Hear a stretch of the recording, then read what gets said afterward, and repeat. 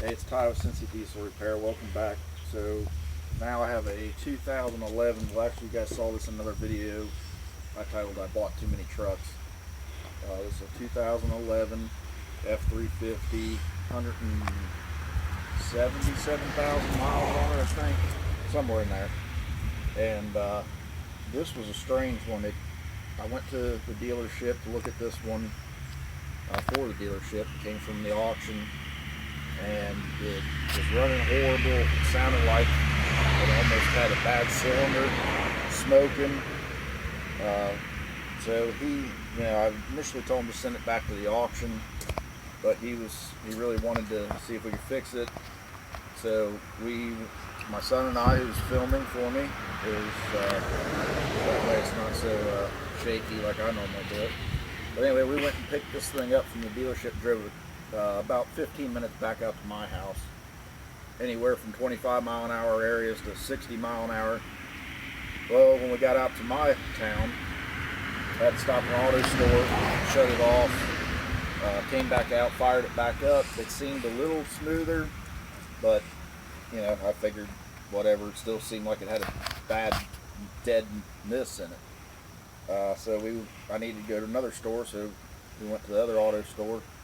I shut it off, went in, came back out, fired it up, and the thing ran perfect. I mean, smooth as silk, and like nothing was ever wrong. So at that point, I was really confused. So we drove it home.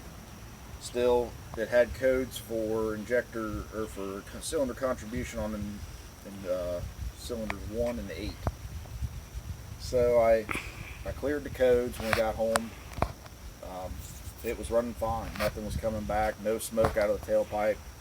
So the next day, we took it to my son's lacrosse game, about 45 minutes away on the interstate.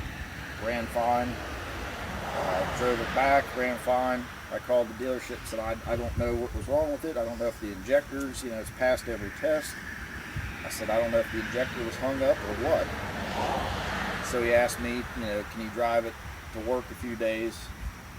So I drove it to work the next day fine, drove it home fine. When I was pulling in the driveway, I noticed a little hiccup all of a sudden.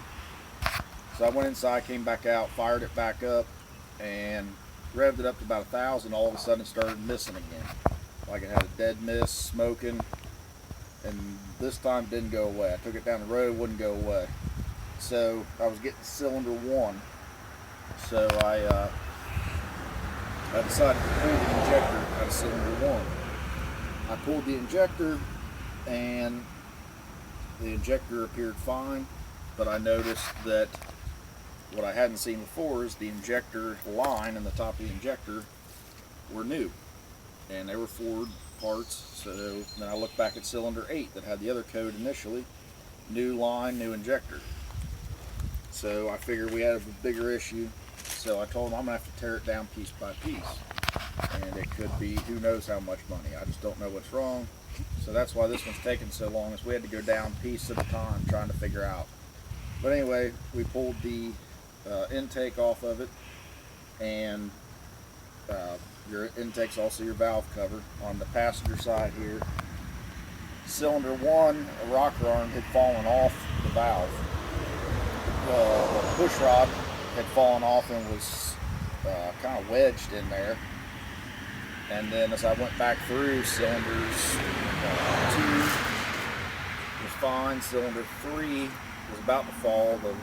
The rocker arm was leaning to the side. And so anyway, they were all screwed up, and I'll show you here in a minute why. I don't know why, but so anyway, now we got it torn down to, it's tore way down here. Let me see, and I'll show. So,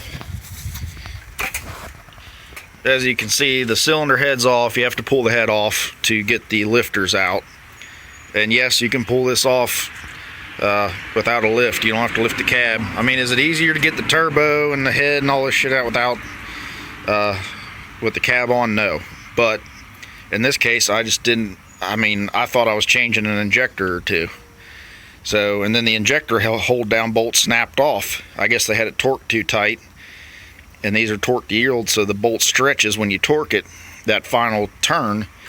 So the damn thing snapped off, so then I couldn't even move it. So now it's parked up here by my house, not even close to the back where I normally work. But anyway, we got it tore off. Let me take you back and show you what I found. Okay, so here's the basic failure of this thing. In what order it happened, I've got a theory, but I'm not positive.